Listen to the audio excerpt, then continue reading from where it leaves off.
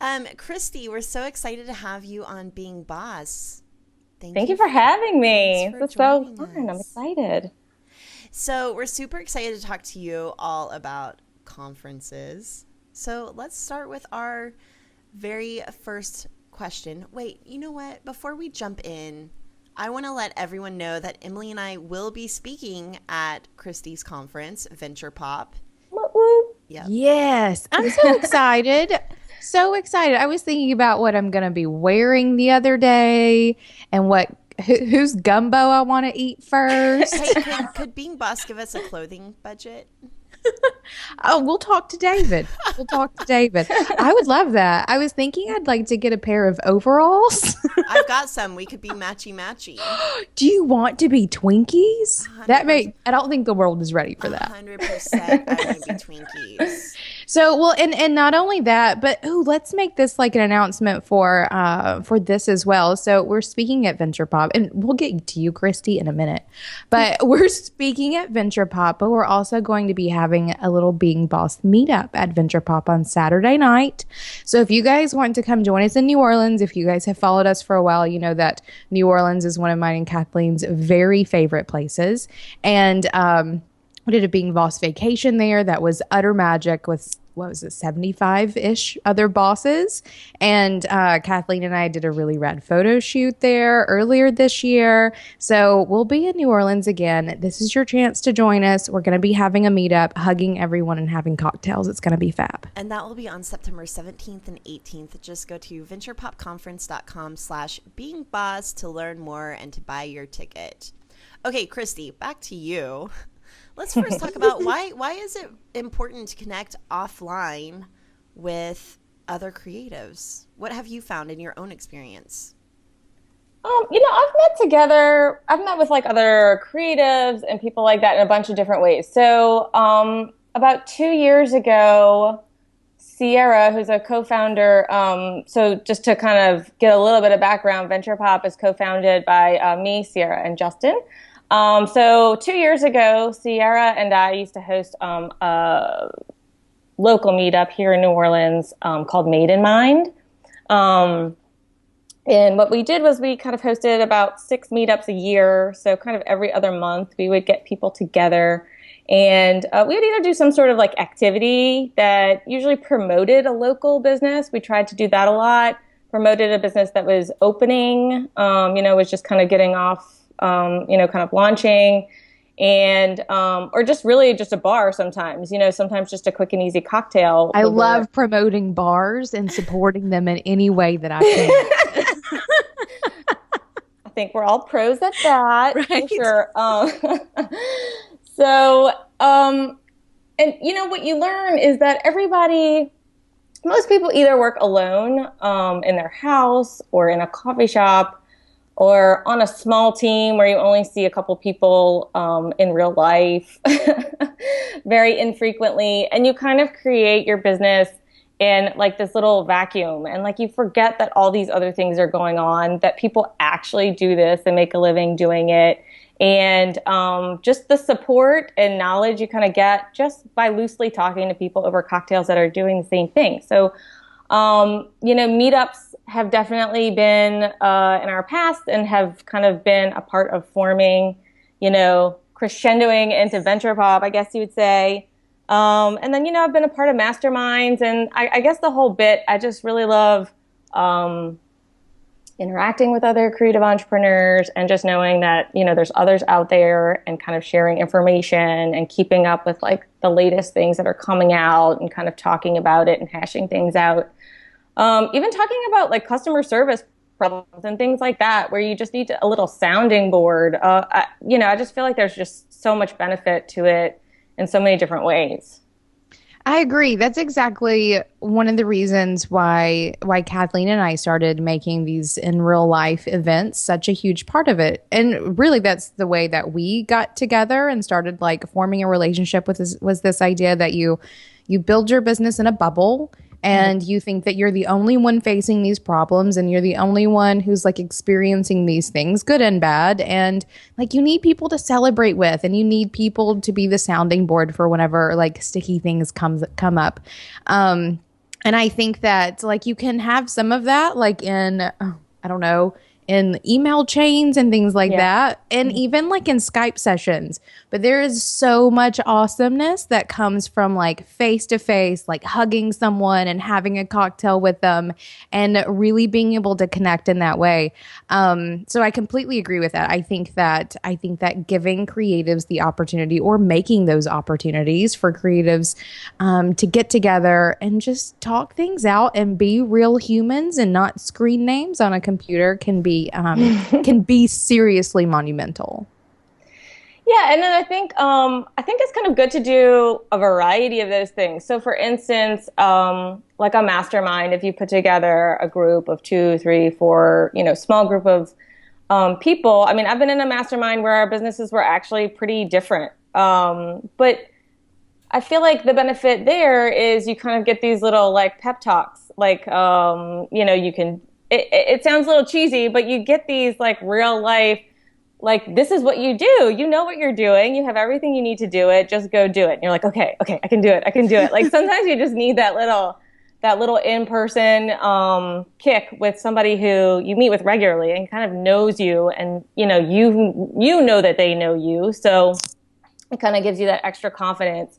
And then for like a meetup situation where it's more casual, I mean, I think it's just more fun. You can make lighthearted connections. When you see them, the people that would come to our meetups repeatedly, they really started forming like friendships, and it's just like a different tone of, solving problems that way, just kind of feeling like you're supported and that people are out there. And I mean, you usually have a lot of fun with people that you have a lot in common with, besides the fact.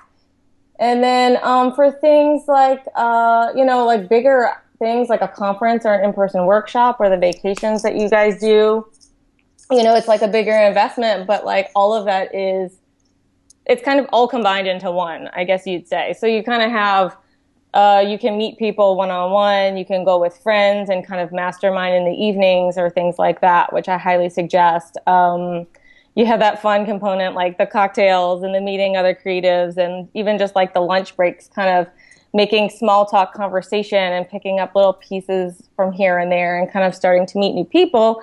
But then you have that next layer of what I think is the real value of, kind of going for that investment is like the workshop component, what the presenters bring to the stage. I know with your vacations, because I went to your one here in New Orleans, you guys hosted a really nice workshop. And so that's where I think people find the true value in investing in themselves and really learning. And that's kind of where, that's the baseline of nuts and bolts of business growth. And the rest can actually grow your business kind of in a social way. But it actually does really kind of strengthen, your next step, or maybe your next 3 steps or something like that. If anything, I think that it strengthens your connection to your own business vision and your own enthusiasm for taking it to the next level. So whenever I first started really participating in conferences, I actually hadn't done very many meetups, and maybe that's because of my location. But I remember the first time I dropped probably well over $1,000 to attend a conference. I'm pretty sure it was Alt Summit, which is a blogging conference. And the first year that I went, it was maybe 300 people. So still pretty small. Mm-hmm. And I had no idea that there would be so much energy and so many lifelong friendships formed. And I think that that's where I found the real value, and that it's hard to quantify, except that now, 8 years after attending my first Alt Summit, the fact that many of those people I met in that very first year have become either creative collaborators, like Emily and I starting Being Boss. We met in real life at the first time at Alt Summit. Mm-hmm. And people have become clients, or other kind of creative projects have come up, like people have written books and have invited me to participate in their book. And so I think that those are the things that are kind of hard to quantify and measure, but really mean so much. And so I wanted to share this story. Just this last winter, I was feeling totally in a work rut. I've been in business for 5 years. I was over myself. Like whenever you create a business around your personal brand, it's easy to just be like, oh, I'm done talking about myself. But I was feeling definitely in a work rut, and I went down to Mexico with a few other ladies, and we went to the beach once for 5 minutes. It was so windy and sunny. We were like, let's go back to the condo and talk shop some more. We had so much fun for 3 days in a row talking shop. That's what sparked my interest in really getting serious about my email marketing game and content upgrades. And it re-energized my entire business. So that was really valuable and exciting for me. And I have found that every time I invest in traveling, I get something out of it. So I want to talk a little bit about, I just want to hear from all of you, like what are some of your favorite conferences or retreats to attend? Yeah, well, I mean, just to second that really quickly, I mean, that's really what you just mentioned is just such a big part of our planning with VenturePOP. So, last year was our first year. We were just like trying to like really get it together and make it great. And this year, it's just like we're trying to up our game, and we are upping our game. And how we're thinking about it is exactly what you just said. I mean, I feel like people, from a conference planning perspective, people will go ahead and pay the money. Like they see the value when they're thinking about it, planning about it, thinking about investing in the people that are presenting in the workshops. I'm calling them workshops, like maybe they're interactive or presentations, the nuggets that they know that they'll take away from the stage. But what I feel like is the true value that's like not even quantifiable are all the things you just mentioned. And those are all things that you just hear, we've heard for the past year since the first, VenturePOP conference. So stuff that I've had experience with, I've heard everybody else has had experiences with that at VenturePOP. And I'm actually leaving tomorrow to go on a flight to Portland to World Domination Summit, which is actually like my annual retreat to recharge and figure out what this year looks like. I know a lot of people kind of do that in the new year, but I'm just like too like over the holidays and everything. And I think everybody talking about it just gets on my nerves. So like, that's what I do every summer. So I kind of go to World Domination Summit, kind of feel that really, really big energy in the room filled with people doing really big things.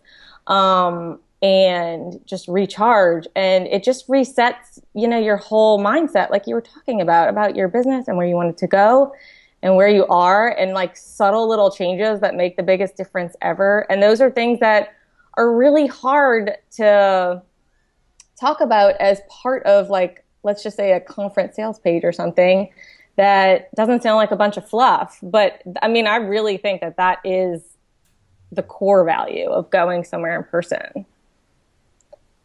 I agree with that. I think I've done Alt Summit twice, and I think it's good, but so big that I felt like I wasn't quite getting out of it what I wanted to, maybe. And Salt Lake City's not one of my favorite places in the planet. I like going. Salt Lake City. Do you? I think it is so beautiful. I was like, if I was Brigham Young, I would have been like, God called me here too. I would have chosen that as the chosen land. I mean, it's just really beautiful. Well, good. For some reason, it's never been one of my favorite places. And for me, like travel and place are super important. So it has to be somewhere like the place has to feed my soul. So for me, that was, I don't know, Alt Summit was never one of my favorites. I enjoyed it and I met some really cool people there. But I think my favorite interactions are usually much smaller, sort of impromptu gatherings. So like really small meetups. Whenever we were living in Florence, especially, we would get together with a small crowd of creatives there and just sort of have cocktails in the studio and chat about whatever came up. I like those smaller interactions. Whenever I think about the Boss Vacation, some of my favorite things that I get to do at those are the impromptu like dinners that happen sort of off to the side that aren't even like part of the main event, but are the things that come come in addition to the main event. I think that being able to share a meal or a drink with someone and talk about anything, because God knows anything will come up in those conversations. I know, it's crazy. So, like, what do you think, like, was missing with Alt Summit? Like, do you think that they intended for people to like take it upon themselves to do meetups and things like that, but it didn't happen? Or I think I went. I didn't go to their first year. That was when you went. Did you go there? I went to their second year, so it was still really, really small. Right. And then I went to the third and fourth year, and I think that whenever I was there, they were transitioning. Like they were transitioning from being a really small like designer conference to a very large blogger conference. And I felt that what they were presenting wasn't quite as cohesive as I thought I was going to a design conference like Altitude Design Summit, and I get there and it's just a bunch of bloggers, which I think are really great, but I wasn't so much a blogger. I was wanting to be a really great designer. And so that was kind of, I think, the underlying thing with me. But then in the second year that I went, it got so big that I don't know, it was just bigger than I anticipated. And I am an introvert who likes my small groups of people. And it was all a little overwhelming. And Alt Summit, like Salt Lake City, I get altitude sickness, apparently, like a beast. And so, especially the second time I went, I spent most of my time in bed wanting to hurl. So I'm an altitude junkie. I'm like, get me as high as possible. But I'm like 20,000 feet. I'm good. So I experienced that also. I think that Alt Summit, what happened there, and this isn't to, bash Alt Summit at all, and probably half the people listening to this podcast may not even be familiar, but it was for design bloggers.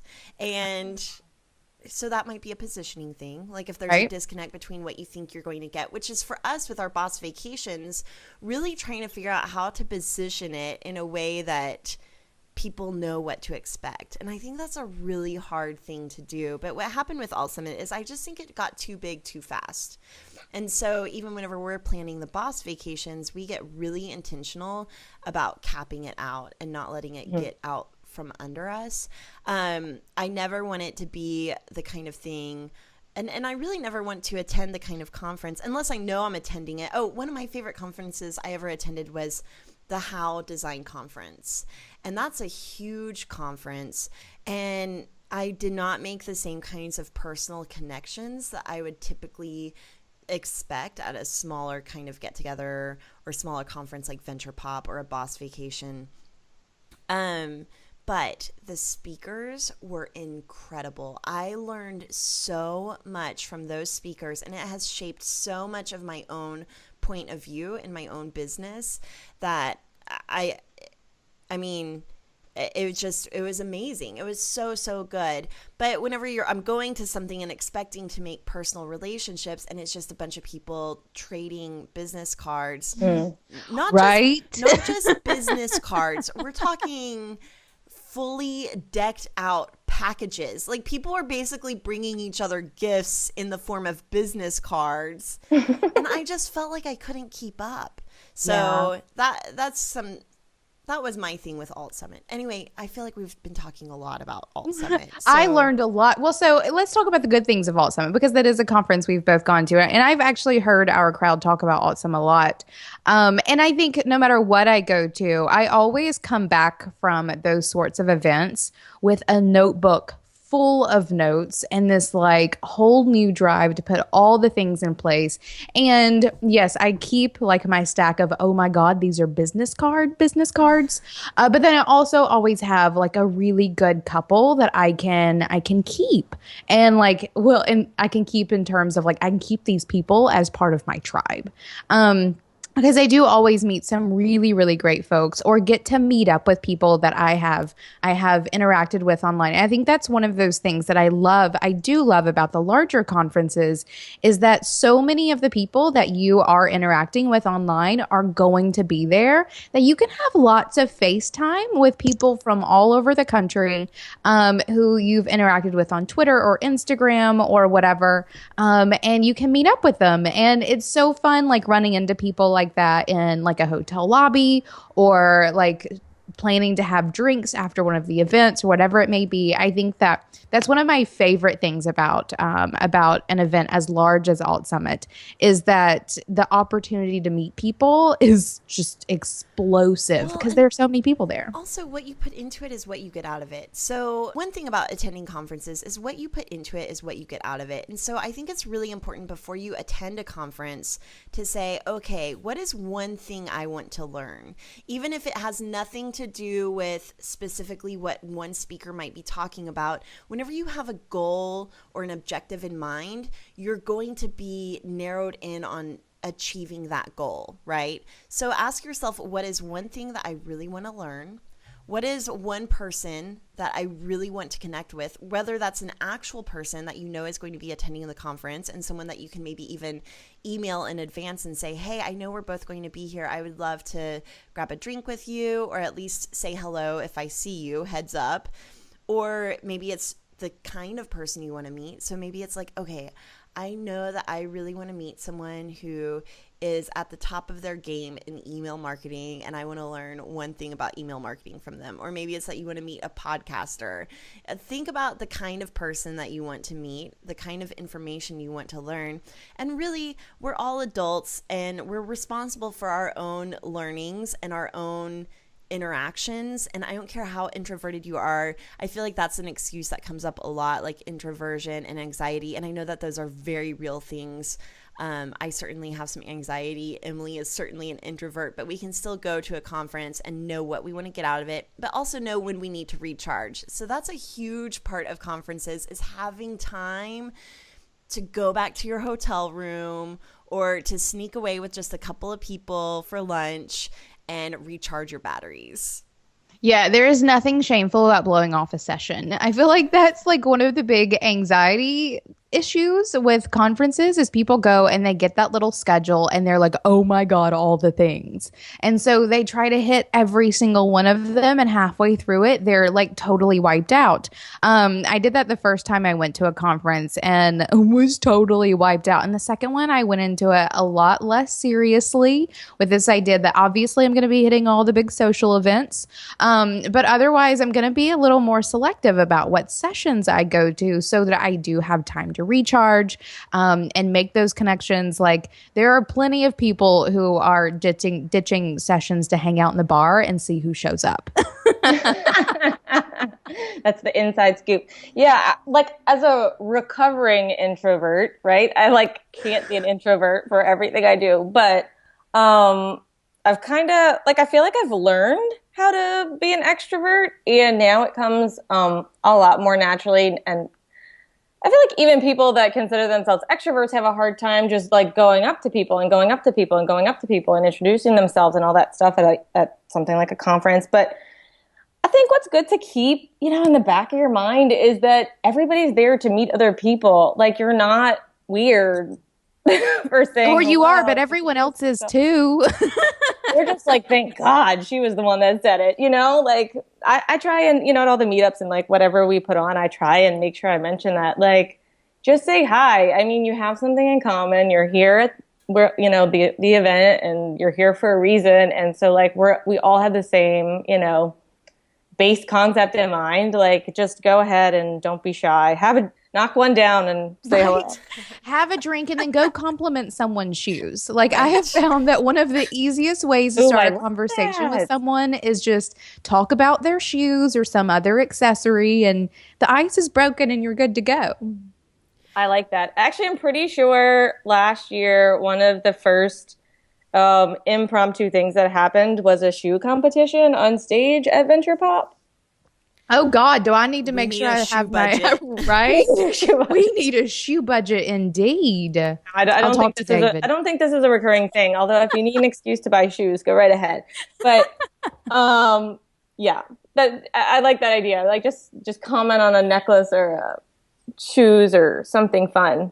But I think also another great way to introduce yourself to someone without being creepy or pushy or weird is to maybe offer up a gift of knowledge or help in some way. So for example, Kristy, whenever you came up and introduced yourself to Emily and at Being Boss NOLA, you came up and said, hey, like, this is so great. You were so nice. You knew that we were having problems with our hotel, like that there were some logistical customer service situations happening there. And you said, hey, I host a conference here in New Orleans. If you ever want to do this again, I will hook you up with my contacts. I have a great hotel recommendation. So you were really generous with wanting to help us have a better experience next time.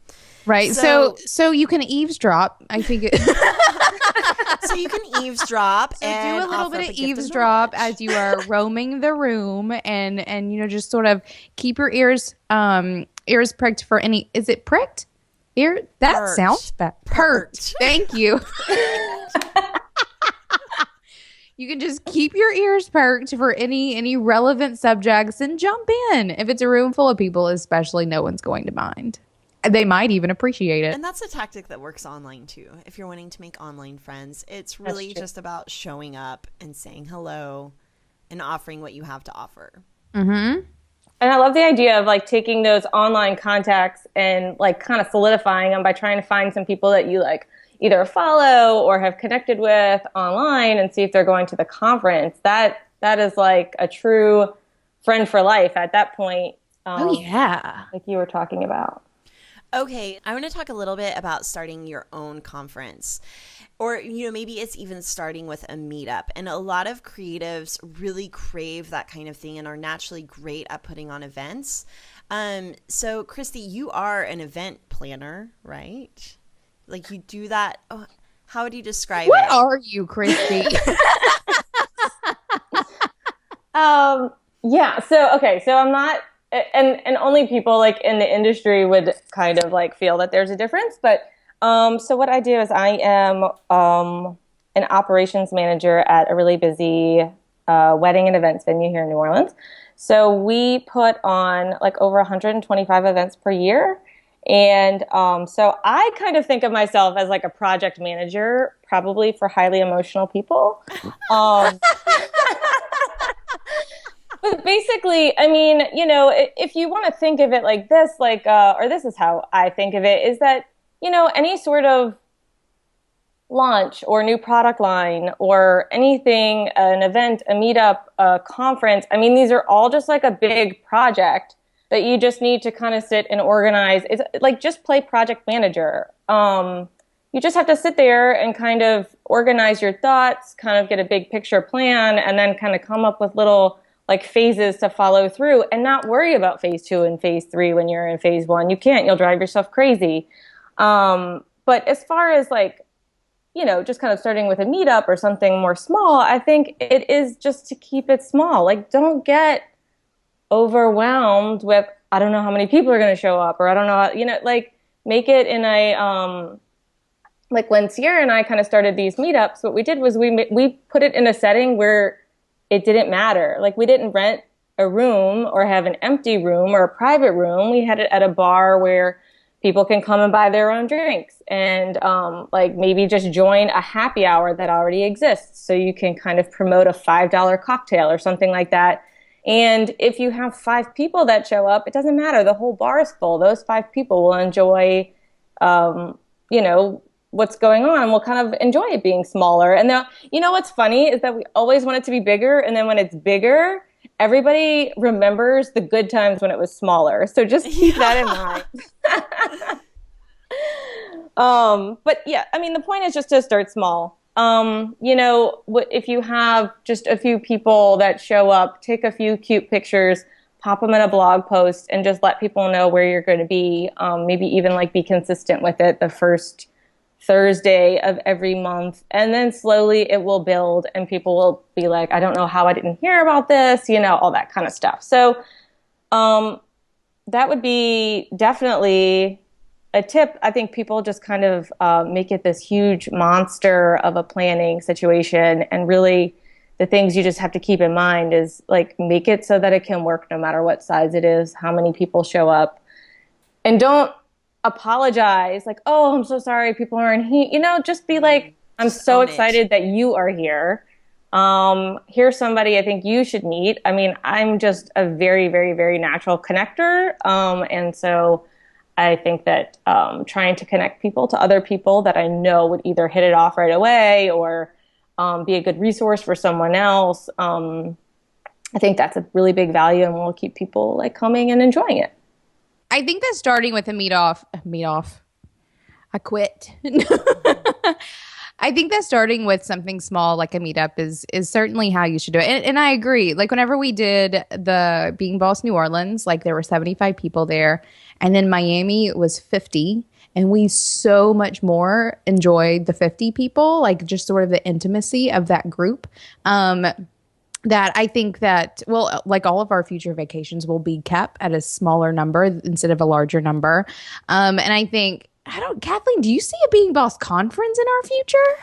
You know, I've thought about it. I mean, after New Orleans, I thought maybe we could grow this into a conference. But I really dig that 50-person vibe. And if anything, I could see us getting even smaller and hosting really super small retreats with 8 people. And like, let's rent a beach house, get a chef, and have 8 people in a beach house for a week, talking shop, having fun, eating good food, hanging out. So I'm actually planning one of those with my friends right now. Yeah, I love it. And I've done a lot of those with my friends. Emily and I are about to go to a really small mastermind retreat. We've been masterminding with Tara Gentili for the past 6 months. And so we're about to go do that. And I just, you know, I keep thinking about as we scale Being Boss, and I certainly do want to scale it bigger and bigger. I want it to be like a household name. Whenever you think about creative entrepreneurs, you think about Being Boss. But at the same time, I'm starting to feel this shift in my own heart and soul, which is to really continue to connect with individuals.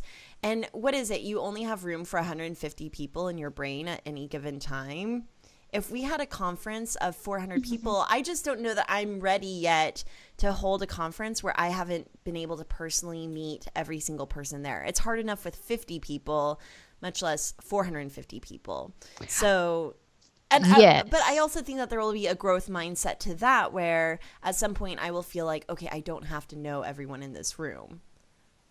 Oh, but I want to. It just depends on your goals.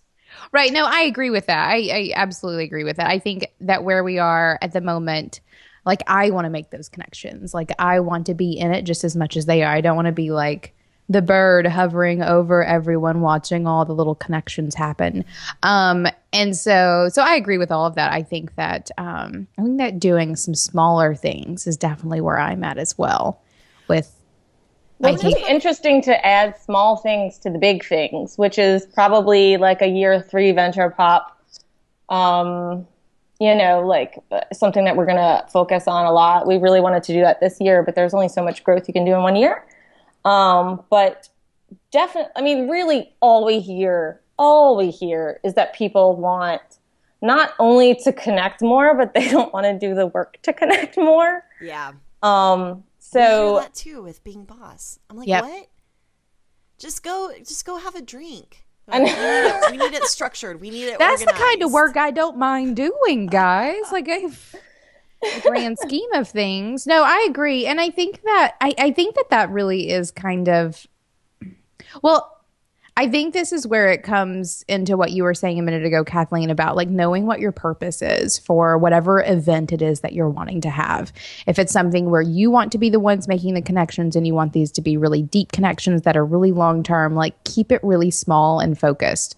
But if it's something where you want to give people the opportunity to make lots and lots of connections, but also attract like big name speakers and things like that to come along, then you're going to have to do something larger. I think it is just knowing what your purpose is, but also being really mindful of no matter what that purpose is, growing it from something small and then scaling it up as big as you want to make it, and not the idea of starting it with something that's huge and hoping it goes off without a hitch. I think that making offline connections is huge.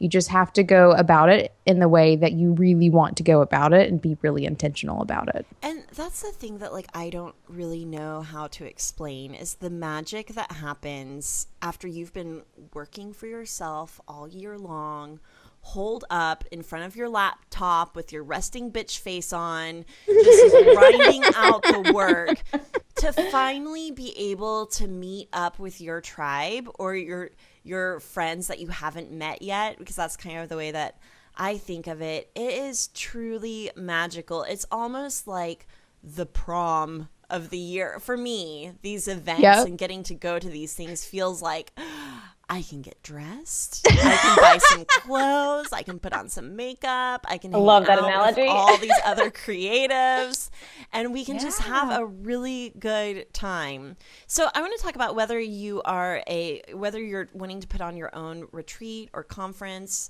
or meetup, or you're just attending one of these things. What is something that you all would avoid doing, or what is like a failure that you have learned from either as an attendee or as someone putting these on? Well, I have probably a handful of things I would avoid. Let's hear them. Okay, well, so without going into too much depth, so when we started VenturePOP, our first year, what we did is that we threw a Kickstarter campaign. And so we didn't want to put on the conference unless we sold X amount of tickets to the Kickstarter campaign so that there was interest here locally, because we knew that although our ultimate goal was to have like people travel nationally, from around, from everywhere, to come in for the conference to New Orleans, that we did know that our first year would be local supporters and people who knew us and who had kind of like been in our circles for a while. So we started with the Kickstarter campaign, and about, I think maybe it was like 10 to 12 days before the Kickstarter, we had reached our goal, which was exciting. And about 10 to 12 days before the campaign closes, which is when, you get the money when it closes and you follow through, someone with our original name came at us with extremely threatening emails, threatening to shut down our campaign, to shut down everything. And so that was like a really big upset that the three of us had to really kind of come together and figure out and hash out and move on from. So was it just kind of like a trademark incident of having the same name and you didn't know that they already had that name kind of situation? It was that kind of situation. It was very skeezy on the other end, and I'll probably just leave it at that, because I think it's going to be pretty obvious if I talk a little bit more about who it is, and I don't really want to go that route. But anyway, the point is that we had kind of done our research before, and we looked to make sure that the name was available and all of these things, and suddenly after the threats, they were no longer available because they were all applied for. And then models changed after that to replicate ours, which was, yes. Anyway, point being is, one thing is that just to make sure that the names and websites and all of those things are available, of course.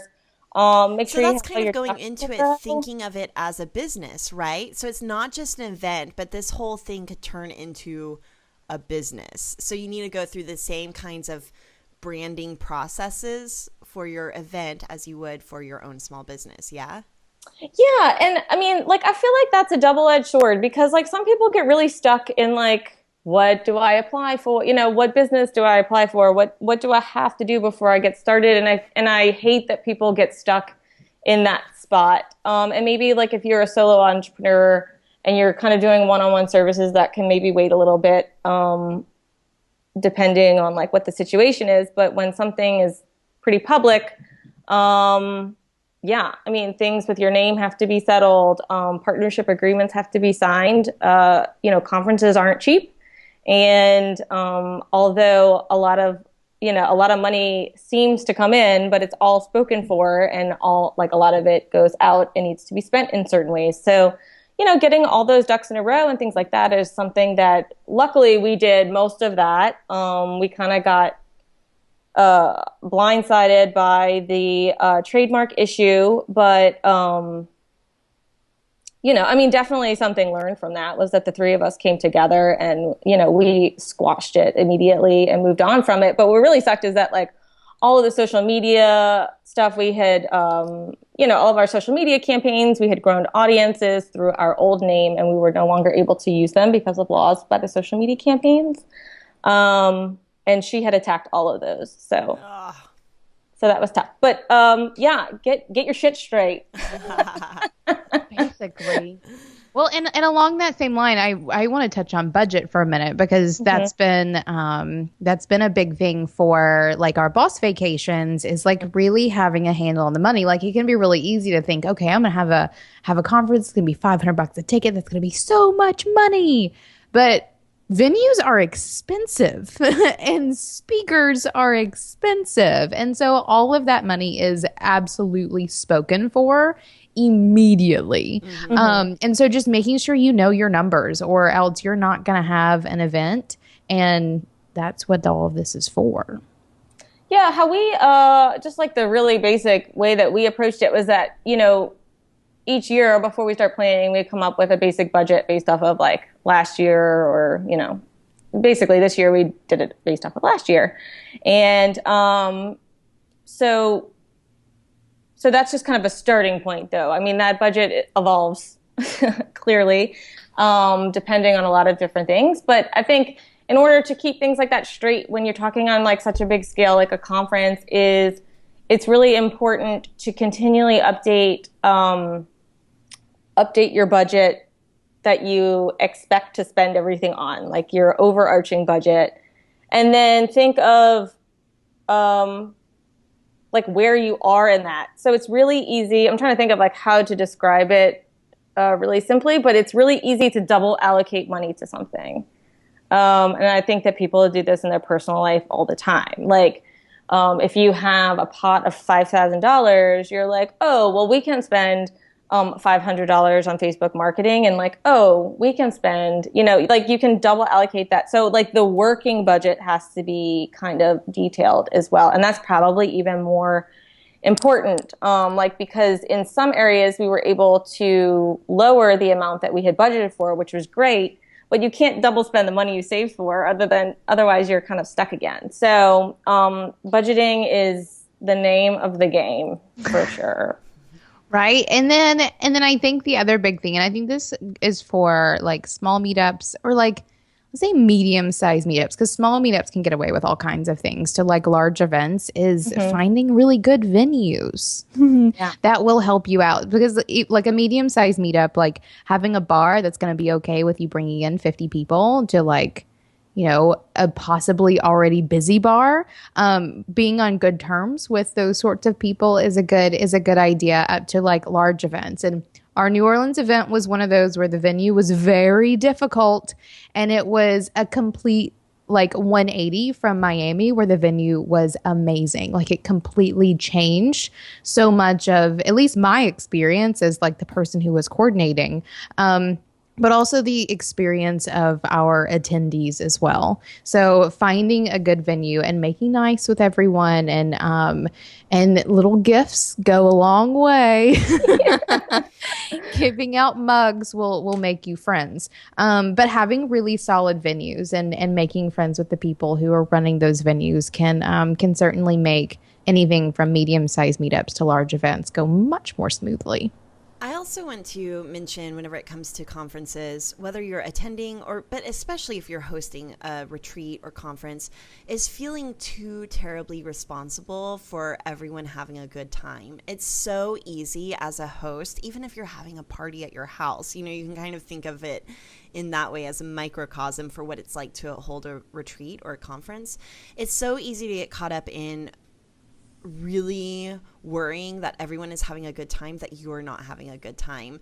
And there will be some people attending your retreat or conference that are a little disappointed, and you can't put that all on yourself. Like, that's what I want to tell people to avoid putting that responsibility entirely on yourself, because there's so much that goes into whether or not someone has a good time.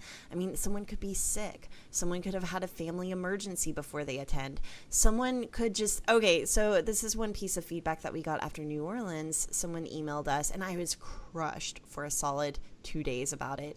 They were like, this was not what I expected. It felt like a big slumber party.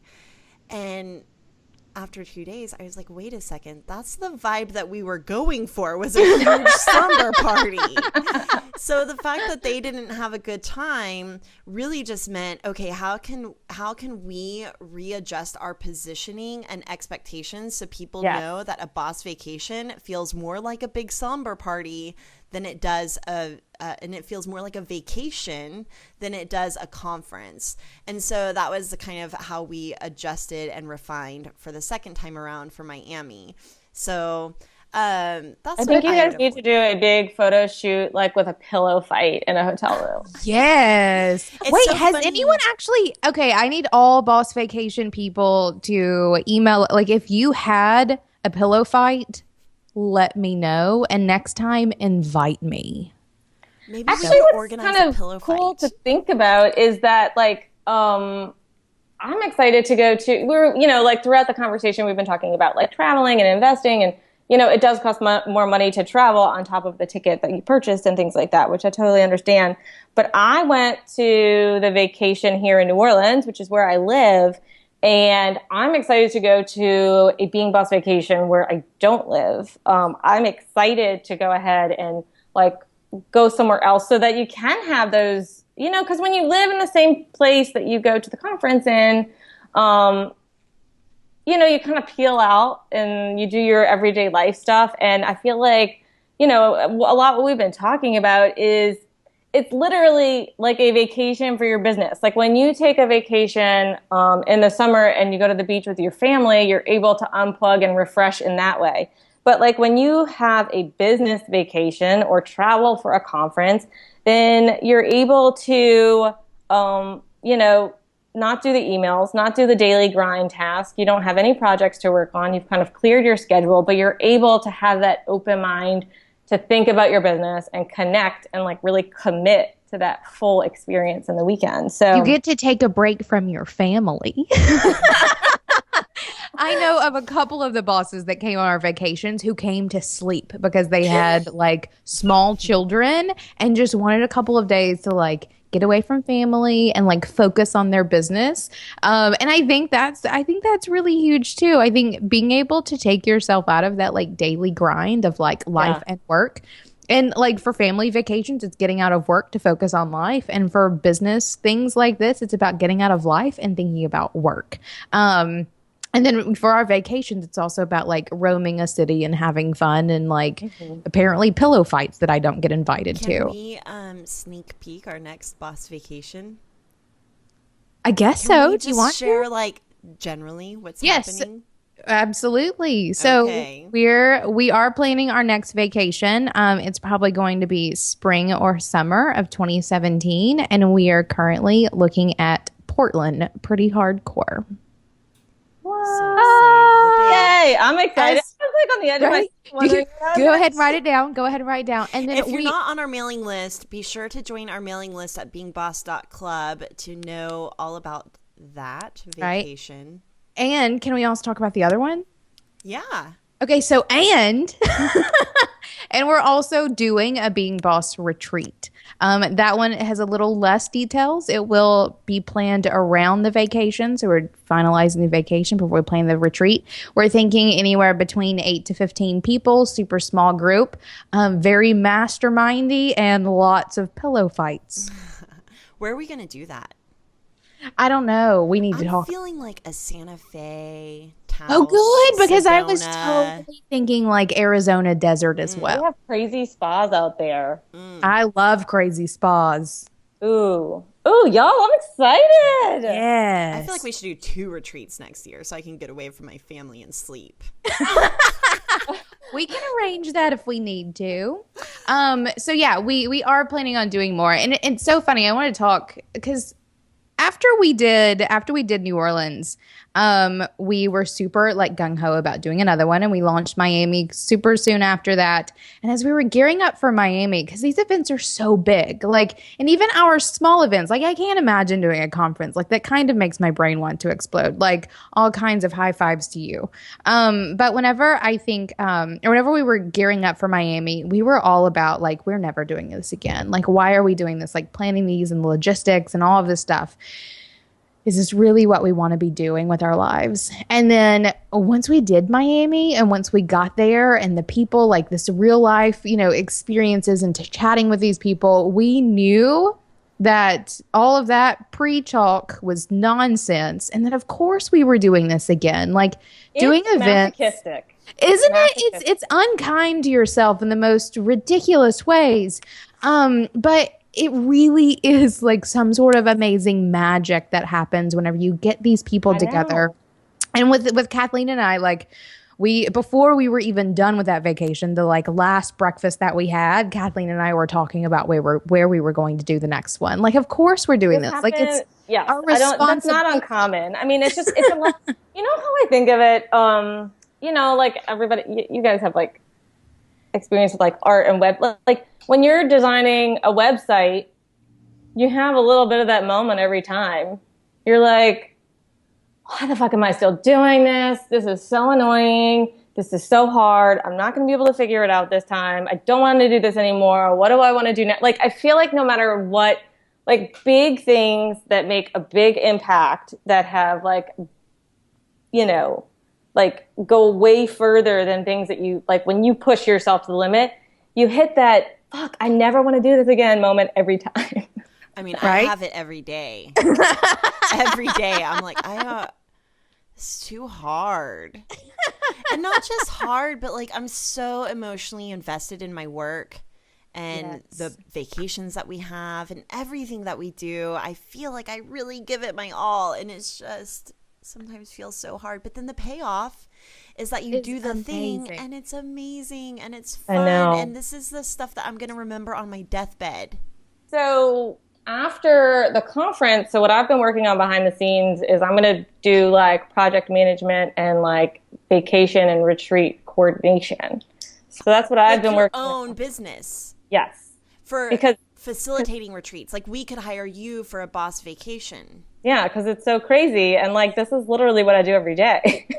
I love that. So good. Because whenever you do things like this, whenever you're creating things that you believe in, like VenturePOP is something that you guys just kind of started hustling out, and then you made it a thing and you did a Kickstarter. Now it's year number 2. And like whenever you put your energy into things like that and you see the payoff and you get so much joy from that, like that's the whole live what you love thing, where you find the thing that you love and you decide to figure out a way to make a living doing it. Mm-hmm. I want to talk about money. Stuff. I want to talk about money for a second, though, if you don't mind. And so our approach for boss vacations is we just want them to be able to pay for themselves. Like we don't want to lose money doing it. So whenever you're putting on a conference or retreat, how much do you expect to make a profit, and how much do you expect to like kind of cut even, and what is the growth plan as far as that goes? I do believe we all need to be compensated for our time. Yeah. Obviously Emily and I, the more we do retreats and vacations, the more that becomes our full-time job, the more we need to be compensated for that, like a full-time job. Yeah. So that's my question for you, Kristy, is kind of what is the growth trajectory and how much money should one expect to make in profit whenever it comes to putting on a retreat or conference? Yeah, I mean, this is definitely something that we are still working on. I mean, year 1 was basically what we did was we ended up after everything was said and done at the end of the year, we ended up with a little pot of money that was basically the deposit for next year's venue. So, I mean, this isn't like necessarily a money-making venture, but I do think ultimately it is. So I know that that's a little confusing sounding, but I think that it's something that has to grow over time. It's something that, takes a ton of time to do, so it's hard to even equate how much you should make for doing that. But what I've been doing lately is, and I think that that's why a lot of conferences get really big, is because you have to do all that work anyway. You may as well make it bigger and make money off of it, because that is the only way to make money. What our team has been doing lately is researching other conferences, big, small, really outside of our industry as well. I mean, there are some people who put on huge conferences that then create intimate settings and connect people in between throughout. So you do get a little bit of both. And we're actually discussing how we can change up the whole sponsorship model. I don't know what that means yet or looks like yet, but that's something that keeps coming up because the sponsorship model doesn't even make sense to me. Like getting sponsors to sponsor your conference? Like true traditional sponsors, like if you do this, we'll put your name on this sign. Yeah. Doesn't match up. Like I know you guys have long-lasting relationships with your sponsors, and then they get, I mean, you know, there's a way that all works out, which makes a lot more sense. FreshBooks bought our bosses a yacht in Miami.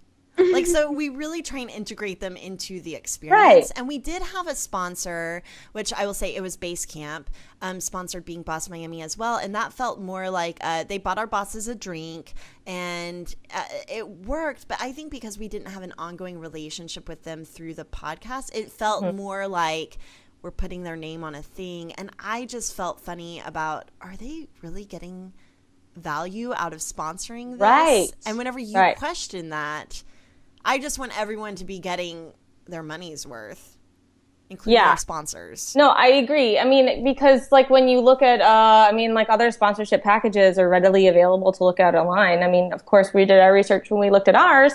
And, you know, like, let's just say an average package is $5,000. I mean, if you start to think of it this day and age, like what you could get for $5,000 in Facebook ads, in anything like that, I mean, it doesn't add up. And I think it's dead. Like, I think that model is just dead. And I haven't seen anyone establish a new one or talk about it. Again, I don't really know what that means just yet, but it is something that my brain is spinning about, because I do think in theory, and I've heard this a few times from bigger fundraisers, people like American Cancer Society and stuff like that, who throw these big galas, their sponsorships cover the cost of the event, which like isn't even in the realm of like what, it doesn't even sound like that's what, you know, like at the Being Boss Vacations, it sounds like they're buying a drink, which makes total sense.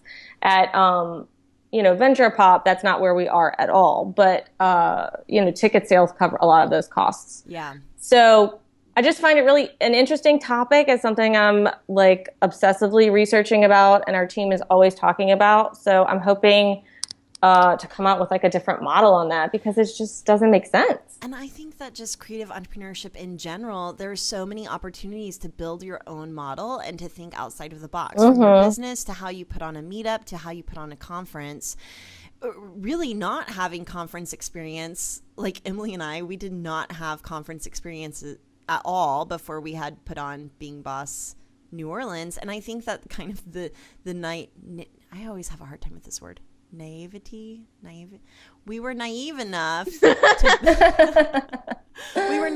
to build it our own way, and in many ways there was that kind of out of the box thinking, like, hey, let's buy our bosses a yacht, let's buy our bosses a drink, and really kind of integrating the experience into that sponsorship model. But certainly we've thought this too, where if we didn't have sponsors, we literally could not afford to put on the vacations that we put on. So we're constantly thinking of different ways too. And even with the podcast, if we didn't have FreshBooks consistently sponsoring our podcast, would we still even be able to operate it at the scale that we do?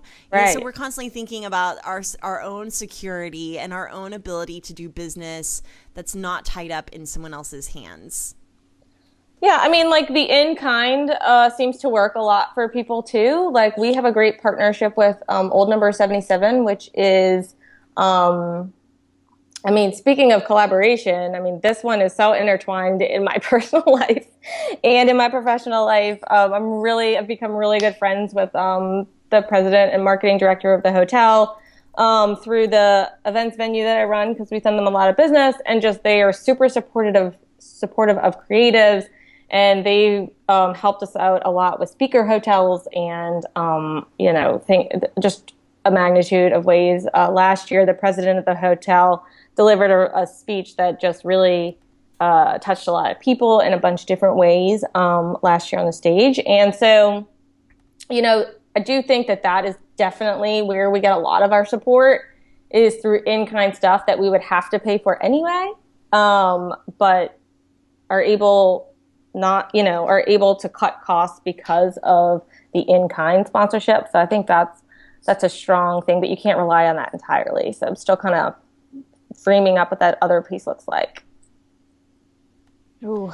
We should do a pillow fight photo shoot with Sarah Becker Lillard, who did our photo shoot in New Orleans at Race and Religious, thanks to Kristy. Yes. We should do a photo shoot at Old Hotel number 77 whenever we're staying there and do a pillow fight photo shoot. That's what we should do, Emily. You need one with like feathers that explode. Yes. We'll do some feathers and just like crazy. Yeah. In our underwear. Get really cute pajama sets. David, budget and cute pajama set. Right, lingerie. I'm working on my 6-pack right now. Oh, I love that idea. Yes. Okay. Yes. Done. All right, perfect. Follow up with Sarah and see if she'll do it. Will do. Which I do want to give you guys a shout out because Kristy, all of our photo shoot that you see on beingboss.club, like the witchy shoot, was at Race and Religious thanks to you. So thank you so much. And that is the coolest venue. I will live there someday somehow. And maybe it's just like I accidentally fall asleep on the sidewalk or something. That may be how I live there for a moment. You guys will love this. We close every August for repairs. So, because the house needs so much work, it gets such a beating throughout the year. And last week we had a vendor party. So all of the vendors, like all of the caterers and the photographers and the florists that work there throughout the year, we had them over. Of course, it's a bunch of party animals, so we had a blast. And we hired a tarot card reader and a palm reader to be in the downstairs slave quarter where a lot of you guys photos are. That's exactly what I wanted to do in that space. Magic. Good. Coolest space ever. We have a resident palm reader. Do you? Mm-hmm. That's cool as shit. She's on speed dial. Nice. You guys, that was my first time I've ever done that. I know I hear you guys talk about it a lot, and like this whole world of palm reading, tarot card, like that's all over my head. You live in New Orleans. That is like, you guys really highlighted that for New Orleans. I don't even. Oh, did we? Even realize that. Girl, look, you need to come hang. And maybe this is all just off. How free are you going to be that weekend? Like, can I snag you away for like a dinner or something? Yeah, maybe? Let's do it. Or like a late breakfast. No, okay, I have to mention last time though we had dinner with Kristy. Yes. 2 tables. Can this be after? 2 tables moved away from us because we were all laughing so hard. We cleared the room. We did clear the room. Where was that? What was that restaurant called? It was at Galatoire's on Bourbon Street. And it's like, is it the oldest restaurant in the city or like one of the oldest restaurants in the quarter? It's one. Have you guys been to Lafitte's blacksmith shop yet? Yes. Okay. Yeah. That's the oldest. Yeah, we went there during our ghost tour. But so we were at Galatoire's though. It was the 3 of us and then Sarah Becker Lillard. And we cleared the room. We had plenty of people giving us dirty looks and leaving the room because we were having so much fun. And we didn't even notice it until the waiter was like, "It's okay, you guys can be loud." We're like, "Wait, what?" What? And we weren't even like, we had 2 drinks while we were there. We weren't even shit faced. Like that's just us guys. I mean, old fashions kind of count for 2, you know? Right. Oh man. Anyway, that was a really good time, and that's.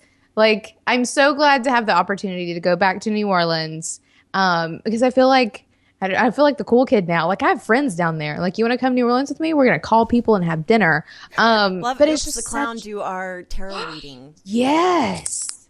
All kinds. I want to go see Violet again. Lots of our NOLA bosses will remember Violet. Lots of us got our cards read. And I've been craving going back to that the rock store that we found in like the northern part of the quarter last time we were there. I've been craving some gems. We get real witchy whenever we're in New Orleans. Oh yeah, I need some more magic candles. I finished my candle recently. If you'd like to come witch shopping with us, you're more than welcome to. Fun. Okay, Kristy, thank you so much for joining us on this episode. Where can people find out more about seeing us at VenturePOP? Well, venturepopconference.com/beingboss is you guys' landing page, which gives you guys some credit, which is great for all the Being Boss listeners to go through. Or the main page is venturepopconference.com. That has all the info on who else is speaking. I know you guys mentioned being in a mastermind with Tara Gentili, so she will be on stage. I am super excited about that. I'm taking her witch shopping with me as well. Oh my God. She is one of the smartest business people I know, especially for small creative entrepreneurs. I have learned so much working with her, and she gives it all away for free. I mean, if you just read her blog posts and watch her talks, you're going to get everything you need to know about rocking out your business from her. Yeah, I'm excited too. I'm excited she's going to be there. And who else is anybody else speaking? Shanae Howard. Oh, that's right. Love Shanae. I actually I'm really excited about Shanae's. So I don't know if you guys have heard her 100 People Project, but it's like her reinvention of the target market, the dreaded target market exercise, which is brilliant. So yeah, so I mean, like, I think that and Tara Gentili, I mean, those two like are worth the price of the ticket alone. Plus me and Kathleen. Yeah, y'all. That's understood. Right. And then you'll also be able to be in New Orleans with us. And then the meetup, the Being Boss meetup. So all of our listeners come to Old Hotel 77, their bar. Is it Compère Le Pain? Is that what it is? Compère Le Pain. I will never be able to say that. Right. Don't ask Kathleen the name of the bar. It won't be cute. Actually, that's not finalized yet. So that's not. It will be. It will be. I'll get it done this weekend. So do you guys know that? You know who runs the restaurant in Compère Le Pain? Who? Is Chef Nina from what's the competition? Master Chef. The other one, the really big one. Iron Chef? No, not Iron Chef. The one with Food Network. Tom Colicchio. Yes. And anyway, she was a fan favorite. She is the head chef at Compère Le Pain. Nice. I wonder if we could do a podcast interview with her. I also want to do one with John Besh. Oh. Guys, let's what if I run into John Besh again? Again? You did? Haven't I told you this story? Well, I thought it was like a manifestation kind of thing. I ran into him twice in my life. What? Yeah, yeah. So when I was in Chicago 2 years ago, Dave and I were walking down the street and we're like at a stop, like crossroads or whatever. Ooh, and I look over and he's sitting at a restaurant, and like looks at me and I flip my shit. Like I had a moment of, oh my God, and he saw it happen. David had no idea who I was talking about. And so we stopped there and had lunch, had the best French fries of my life, which if you know me, French fries are a total thing. And then last year, about this time, I was in Florence, like my hometown, Florence, Alabama. And a friend of mine wanted me to go to Billy Reed, which is like he's a fashion designer. His headquarters are in Florence. And wanted me to go to Billy Reed because some chef was there signing cookbooks. And I was like, okay, I like cookbooks. He was like, they'll have gumbo. And I'm like, in. So I go. I didn't get any gumbo, but it was John Besh. And so I had him like sign my cookbook. Good trade-off.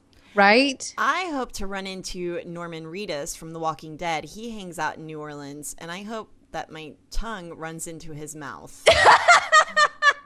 That's my goal. That is my conference goal for VenturePOP 2016. There we go. We all have I will do my best to deliver. I can't make any promises. Right. On celebrity sightings. Strings. No, celebrity makeouts. Celebrity These makeout aren't sessions. sightings. These are makeouts. All right, perfect. I'm excited about VenturePOP. Thank you for coming to chat with us. Hope lots of bosses come to VenturePOP because I want to hang out with you guys. And all the rest of this, I know we didn't get into all the speakers, but there's a lot more speakers. They're all on the website. So many great topics that are going to totally, resonate with your audience too, I'm sure. And if you can't attend, just be sure to budget it into your next year at least to attend at least one conference or retreat or boss vacation or VenturePOP 2017 because it is so good for your business. It's so good for your soul to go meet some other bosses IRL. amen. Amen. Thank you for listening to Being Boss. Please be sure to visit our website at beingboss.club, where you can find show notes for this episode, listen to past episodes, and discover more of our content that will help you be boss in work and life. Do the work, be boss, and we'll see you next week.